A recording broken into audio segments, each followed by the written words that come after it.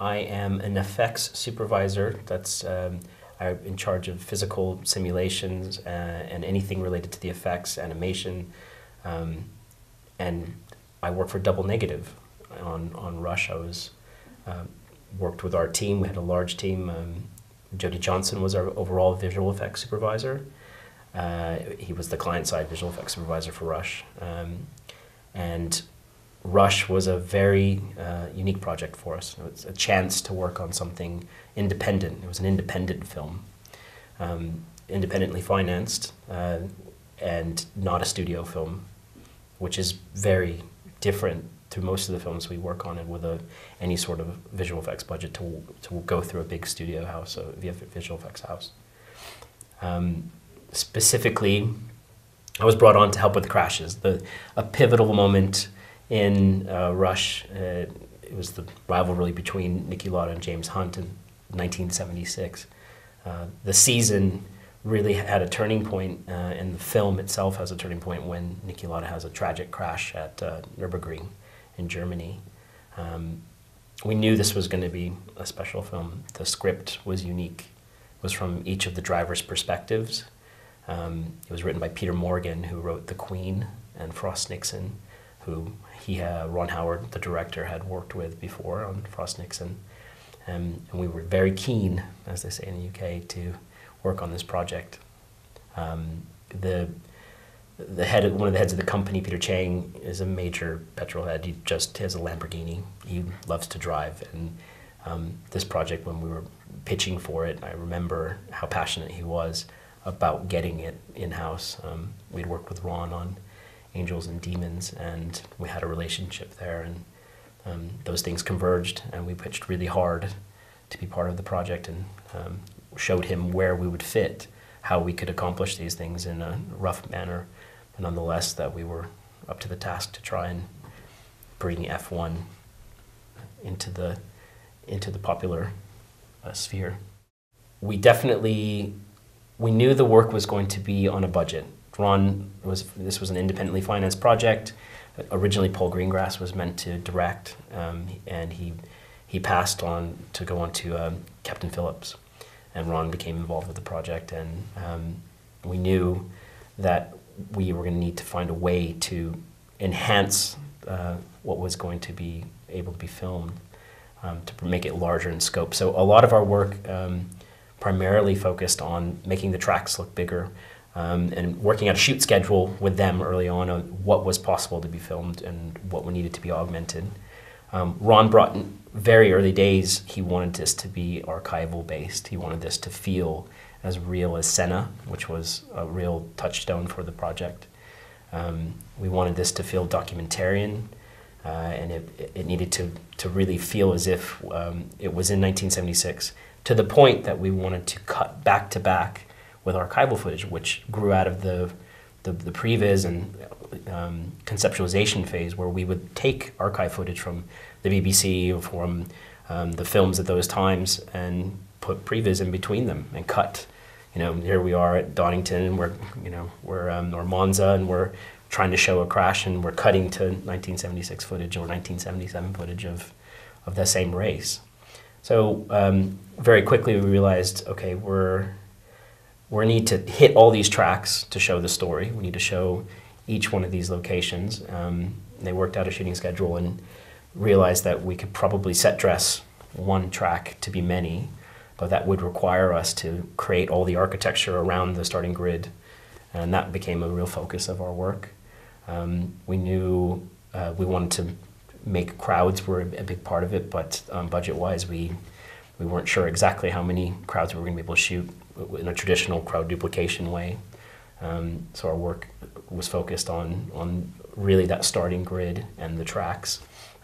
The cars themselves were worth more than the budget of this movie. A lot of the cars were millions of pounds, and because of that, they weren't going to be raced at speed if we could get a hold of any of the 1976 Formula One cars. We had replica cars we needed to create in terms of on track, but they were Formula 3 cars with a Formula 1 chassis and livery on top. But we needed more. We knew we need more cars than that. There was a lot of work around making the cars look faster, more dangerous. So there was a lot of re-speeds. Overall, the amount of work was, DNeg was about 400 shots. And Pixomondo, which came in to help us to do retime shots, there was another 200 or 300 retime shots, which were specifically for taking cars that were at a normal safe speed and making them look much faster. The crashes and the 3D sort of enhancements became more and more clear as we were going.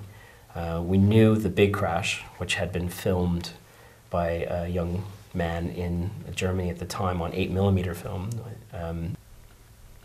We were going to try and replicate that in CG, and that was actually a scary point for us, because we knew we had to do something that was such a real moment in time. Niki Lauda's alive, he's part of this project. He was advising on the project, and we just really wanted to do it justice without disrespecting how important this was to him and how much it affected him. And the pressure was that we had perfect reference, which is what you hope for when you're doing something like this, but that also means you've got to match it. You've got to hit it point for point if you want to really take the audience where they need to be.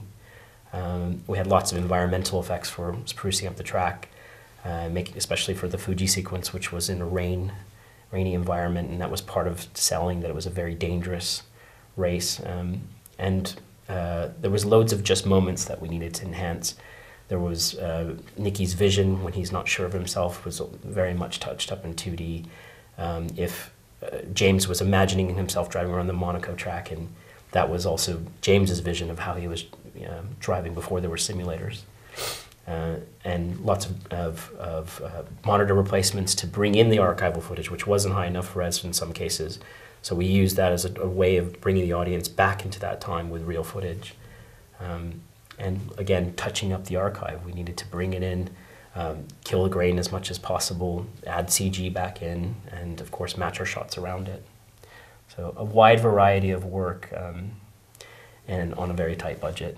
Personally, obviously is the big crash, and we had a real effects challenge in rigging a car that could be destroyed at speed, generating exactly the fire and explosion and smoke and dust elements that were portrayed in real life in the archival footage, making it look realistic but obeying the laws of physics that were actually happening, and really providing that in a daylight environment that was not forgiving in any way. There was no hiding, there was no blooming and flaring. This had to be photoreal. Surprisingly, other challenges we ran into where we shot, and because I can come back into that with much more detail, was we had lots of green screen footage where we wanted to, the traditional X-Wing fighter type pilot on a green screen in his cockpit. We shot a lot of that to try and get our main actors, Daniel and who played Niki Lauda, Danny Brühl, who played Niki Lauda, and really in the car. But those shots were surprisingly difficult to make look real. Maybe if we were in the rain, we'd hit him with fans, have lots of water coming through. He's doing the old fake driving the steering wheel. Those are incredibly hard to make real. And the compositing department, Andy Lockley, who was the 2D supervisor, and Jody, who comes from a 2D background, worked incredibly hard to make that feel like he was actually there. They took on-set photography, which helped, which was sort of a Google Maps approach where you drove down the track taking photos from a 360-degree camera every bit, so you could reconstruct the track and get reflections in. But it turned out it was really stuff like mounting the camera, getting camera profiles from something with the right amount of frequency of noise, so it feels like you're actually on a car that's moving at 180 miles per hour.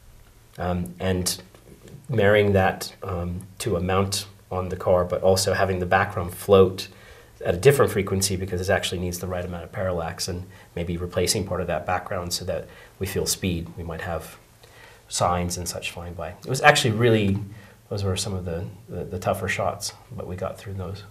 It was unique that DNeg did all the previs in-house.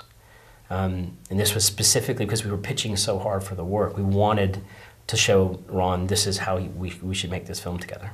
So we had a small animation team that worked early days with the script and with Pete and with Ron, and they mocked out, you know, one of the sequences directly from the script, from the title sequence, and said this is how we could shoot this, including with cars and pits, roughed out cars, and cutting in with our archival footage as we're taking off from the grid. So the first main sequence was prevised. We also had another big sequence in Monza where we wanted to show a crash right in front of Nicky, which snaps him out of his sort of funk. And that was done in previs as a concept that we came up with, and that made it into the film. And as we went along, we had a driving simulator. One of the nice perks of working on the show, we were lent a real sit-in car from Mercedes, an older generation F1 simulator, which we then programmed to be 1976 specs. So we had our Ferrari, we had our McLaren, and we could drive them with the same racing profiles as they had, and then export that data into Maya and get those curves. So that came in handy as sort of previs as well. So if you wanted a tricky curve that you missed and you spun out, we could try and do that first in the simulator and see if we could get something out of it, and that came in handy.